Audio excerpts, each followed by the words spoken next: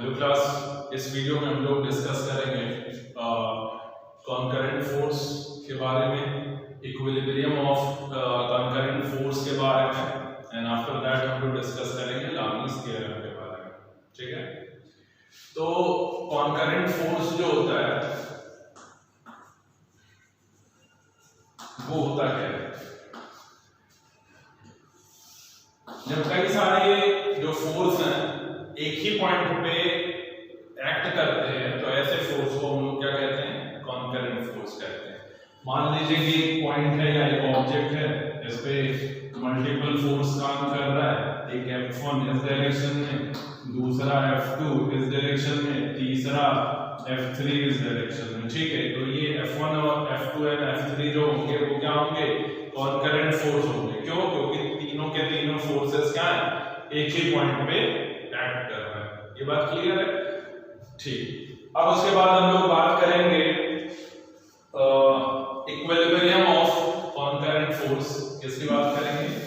Equilibrium of concurrent force. तो equilibrium of concurrent force basically होता क्या है?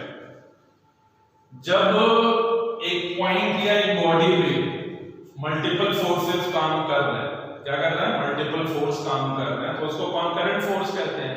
लेकिन वो इक्विलिब्रियम ऑफ कॉन्करेंट फोर्स तब कहलाएगा जब मल्टीपल फोर्सेस उस पे एक्ट कर रहे हो। क्या कर रहे हो? मल्टीपल फोर्सेस उस पे एक्ट कर रहे हो और उनका जो वेक्टर सम है, क्या है? वेक्टर सम अगर 0 है, F1 plus F2 plus F3 is equals to 0। ठीक है, तो ये तीनों जो होंगे फोर्सेस वो क्या होंगे? इक्विलिब्रियम में होंगे। ठीक है, एक बार और सुन लीजिए कि अगर मल्टीपल फोर्सेस एक पॉइंट पे काम कर रहे हैं और उनका जो नेट अगर जो है इफेक्ट 0 है या उन फोर्सेस का वेक्टर सम 0 है, तो वो फोर्सेस जो होते हैं इक्विलिब्रियम में होते हैं। ओके, या वो बॉडी क्या होती है? इक्विलिब्रियम में होती है। ठीक है, इसी को हम लोग कहते हैं equilibrium of concurrent force. Clear? अब उसके बाद हम लोग बात करेंगे लामीज थ्योरम के बारे में। क्या करेंगे? लामीज थ्योरम के बारे में। तो लामीज थ्योरम बेसिकली है क्या? लामीज, ठीक है, थ्योरम, लामीज थ्योरम कहता ये है कि अगर एक बॉडी है, क्या है? एक बॉडी है, उस पे तीन फोर्सेस काम कर रहे हैं। क्या कर रहे हैं? तीन फोर्सेस काम कर रहे हैं। पहला F1 है, दूसरा जो है F2 है और तीसरा क्या है? F3। ये तीनों फोर्सेस एक पॉइंट पे या एक बॉडी पे काम कर रहे हैं और वो बॉडी इक्विलिब्रियम में है। इसका मतलब ये हुआ कि आप F1, F2 और F3 इनका जब आप वेक्टर सम लोगे या इसका नेट वैल्यू कैलकुलेट करोगे तो वो क्या होगी? 0 होगी। क्या होगी? 0 होगी। तो ये बॉडी क्या इक्विलिब्रियम में है। पहले तो ये कंडीशन होनी चाहिए। दूसरी चीज ये है कि फिर लामी थ्योरम है क्या? इस कंडीशन के बाद फिर लामी थ्योरम आता है। तो लामी थ्योरम ये कह रहा है कि जो भी तीन फोर्सेस एक बॉडी पे काम कर रहे हैं तो इस फोर्स का जो वैल्यू होगा, क्या होगा? इस फोर्स की जो वैल्यू होगी वो डायरेक्टली प्रोपोर्शनल होगी। क्या होगी? डायरेक्टली प्रोपोर्शनल होगी sine of the angle, sine of the angle between two other forces. मान लीजिए कि F2 और F3 के बीच में एंगल अल्फा है, तो अकॉर्डिंग टू लामी थ्योरम जो फोर्स 1 है, ठीक है, वो डायरेक्टली प्रोपोर्शनल होगा sine of the angle between two other forces. ठीक है, तो यहां से F1 इज इक्वल्स टू हो जाएगा, sorry, F1 is directly proportional to sine alpha. इसी तरीके से आप F2 की बात कर लें तो F2 जो होगा, मान लीजिए ये एंगल बीटा है, क्या है? एंगल बीटा है, तो जो F2 होगा वो डायरेक्टली प्रोपोर्शनल होगा sine of the angle between these two forces F1 and F3। This is your sine beta. इसी तरीके से F3 जो होगा, ठीक है, वो डायरेक्टली प्रोपोर्शनल होगा, वो क्या होगा? F3 डायरेक्टली प्रोपोर्शनल होगा साइन गामा के। ये बात समझ में आ रही है? तो यहां से जब आप इसको मैनिपुलेट करेंगे तो यहां से आपको मिलेगा f1 upon sine alpha is equal to f2 upon sine beta is equal to f3 upon sine gamma, और यही क्या है, लामी थ्योरम। ये बात समझ में आ गई। अब हम लोग कुछ न्यूमेरिकल है उसको देखते हैं, उसके बाद हम लोग कुछ न्यूमेरिकल है उसको देखते हैं। हाँ, एक चीज और, यहाँ पे अगर आपको ये दिखाना हो कि कैसे f1 upon sine alpha equals to f2 upon sine beta, तो आप चाहें तो यहाँ से ये चीज कर सकते हैं कि f1 upon sine alpha is equals to k, यहाँ से आप f2 upon sine beta is equals to k, और यहाँ से आपका हो जाएगा f3 upon sine gamma is equals to k। तो यहाँ से ये चीज आपको निकल के आ जाएगी। ये बात क्लियर है? अब इससे रिलेटेड हम लोग कुछ न्यूमेरिकल है उनको देखते हैं और उनको सॉल्व करते हैं, ठीक है?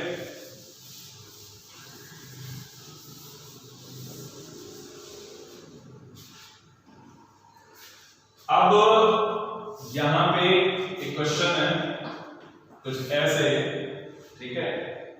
यहां पे एक थ्रेड है, दूसरा यहां पे, और यहां पे बॉडी है जिसका वेट है 40 न्यूटन, ठीक है? ये वाला है, इसमें जो टेंशन है वो T1 है और इसमें टेंशन T2 है, और ये जो एंगल बना रहा है, क्या बना रहा है, एंगल बना रहा है वो है 60 डिग्री। तो यहां पे हमें फाइंड करना है, find T1 and T2। Clear है? हमें क्या फाइंड करना है, T1 एंड T2। चलिए, अब अगर हम इस T1 की बात करें तो अगर हम इसको रिजॉल्व करें तो इसका जो हॉरिजॉन्टल कंपोनेंट है वो कितना होगा, पहले ये देख लेते हैं। तो ये और ये पैरेलल है, तो अगर ये एंगल 60 डिग्री है तो ये भी क्या होगा, 60 डिग्री। क्लियर? तो जब इसको रिजॉल्व करोगे तो ये तुम्हें मिलेगा T1 cos 60 डिग्री, और ये वर्टिकल कंपोनेंट मिलेगा T1 sin 60 डिग्री। ओके, ये बात समझ में आ रही है? ठीक है। अब ये चीज गिवन है कि ये जो पॉइंट है वो इक्विलिब्रियम में है। क्या है? इक्विलिब्रियम में। इसका मतलब नेट फोर्स इस पे क्या है, 0 है। तो अब अगर हम इस पॉइंट को थोड़ा सा अलग करके लिखें तो आप पाएंगे कि इस पॉइंट पे एक फोर्स इधर लग रहा है T1 cos 60, और एक फोर्स इधर लग रहा है T2, और एक फोर्स इधर लग रहा है T1 sin 60, और एक जो है नीचे की तरफ उसका वेट लग रहा है, दैट इज 40 न्यूटन। ठीक है, ये लग रहा है। तो मैंने इसको अलग से दिखाने की कोशिश इसलिए करी कि जिससे आपको क्या हो, क्लैरिटी मिले। ठीक, अब ये पॉइंट इक्विलिब्रियम में, इसका मतलब नेट फोर्स क्या है, 0 है। नेट फोर्स 0 है, इसका मतलब हॉरिजॉन्टल डायरेक्शन में नेट क्या होगा, 0 होगा, और वर्टिकल डायरेक्शन में भी क्या होगा, नेट 0 होगा। तभी ये पॉसिबिलिटी है। तो अब हॉरिजॉन्टल डायरेक्शन में नेट अगर हम देखें 0 केस लगा के, तो इन हॉरिजॉन्टल डायरेक्शन, ठीक है, नेट फोर्स क्या है, 0 है। अगर हम ये कहें कि भैया हॉरिजॉन्टल डायरेक्शन में नेट फोर्स कितना होना चाहिए, 0 होना चाहिए। ठीक है, तो अब ये फोर्स T2 इधर काम कर रहा है और T1 cos 60 उधर काम कर रहा है, और इन दोनों का नेट हमें 0 दिखाना है। तो ये तभी पॉसिबल है कि ये और ये क्या हो, इक्वल हो। अपोजिट तो आएंगे, इक्वल रहेंगे तभी तो नेट 0 होगा। तो यहां से हॉरिजॉन्टल डायरेक्शन में आपको मिल जाएगा T2 T1 cos 60। ये चीज मिल गई, ये बात समझ में आ रही है। अब cos 60 की अगर हम वैल्यू की बात करें तो cos 60 कितना होता है, 1/2। तो यहां से जो T2 होगा उसकी वैल्यू होगी T1/T2। इसको हम क्या कर लें, इक्वेशन नंबर 1। क्लियर है?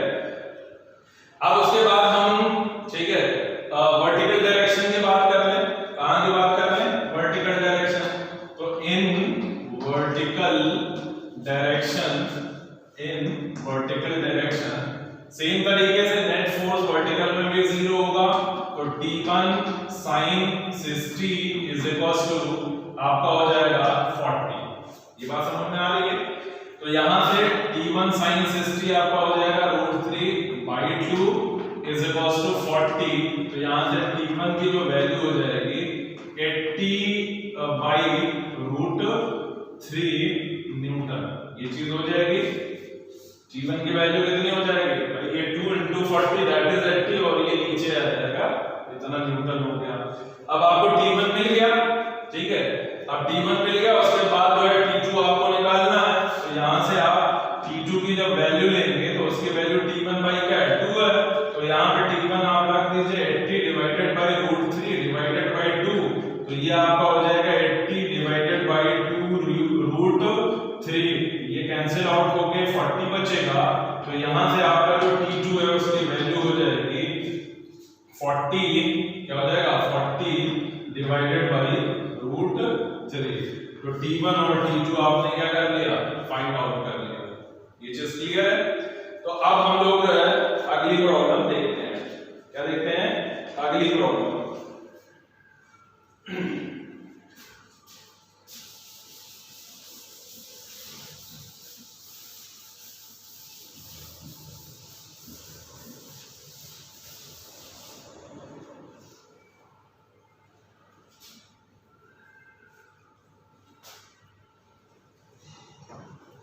प्रॉब्लम है कि यहां पे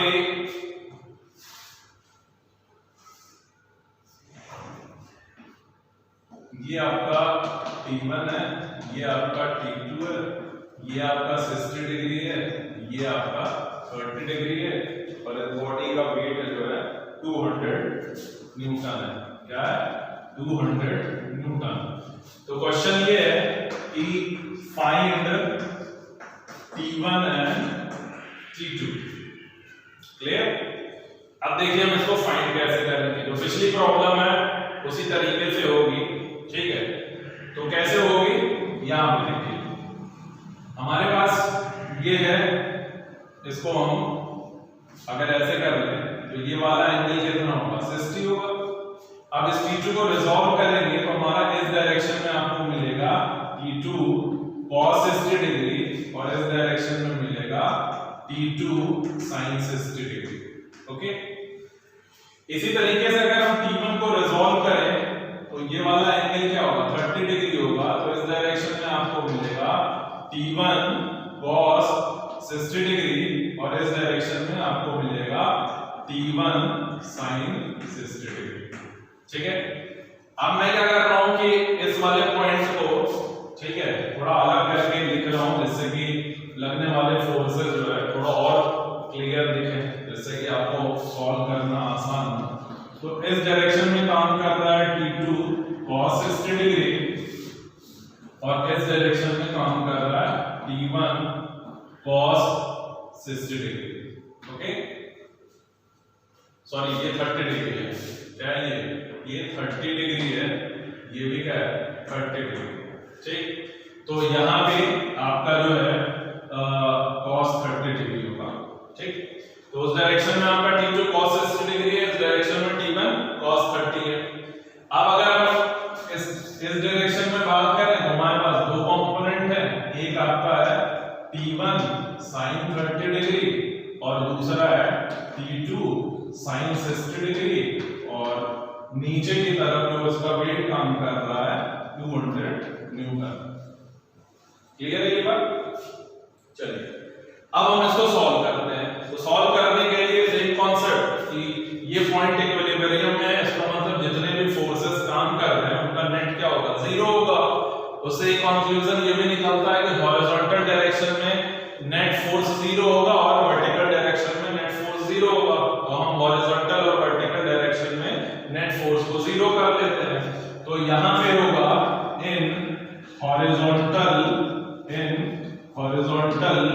डायरेक्शन, ठीक है, नेट फोर्स है 0। ये तभी पॉसिबल है जब ये और ये दोनों क्या हो? इक्वल हो। तो यहां से t1 cos 30 is equal to t2 cos 60। Okay, तो यहाँ से T1 cos 30 की जो वैल्यू होती है वो होती है √3/2 इज इक्वल्स टू T2 और cos 60 की वैल्यू होती है 1/2। तो यहाँ से 2 और 2 कैंसिल आउट हो जाएगा। T2 की जो वैल्यू आपको मिलेगी वो हो जाएगी √3T1। इसको इक्वेशन नंबर 1 कर लीजिए। ये बात समझ में आ रही?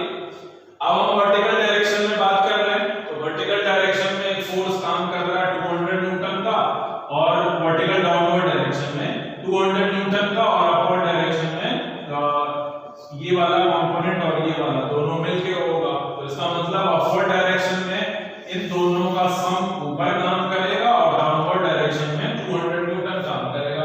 इसका मतलब ये हुआ कि इन दोनों का जो सम होगा इसके बराबर होगा, तभी तो नेट फोर्स 0 होगा। तो यहां से हमारा T1 sin 30 plus T2 sin 60 is equals to 200। Okay, अब T1 sin 30 की वैल्यू होती है 1/2 प्लस T2 sin 60 की वैल्यू होती है √3/2 इज इक्वल्स टू 200। क्लियर है ये बात? अब यहां से आपका हो जाएगा T1 plus √3 T2 is equals to 400। इसको थोड़ा सा और आगे सॉल्व करेंगे तो यहाँ पे T1 plus √3 T2 equals to हो जाएगा 400। अब यहाँ पे अगर हम देखें T2 की वैल्यू कितनी है √3 T1, तो यहाँ पे हम उसकी वैल्यू को उठा के जब पुट करेंगे तो T1 प्लस √3 T2 की वैल्यू है √3, क्या है √3 T1 इज इक्वल्स टू 400। यहाँ पे आप सॉल्व करेंगे तो ये हो जाएगा 3T1 plus T1 that is 4T1 is equals to 400।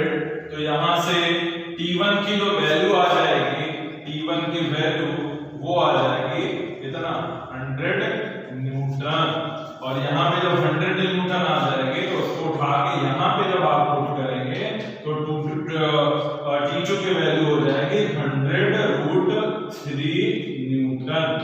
ये बात क्लियर है?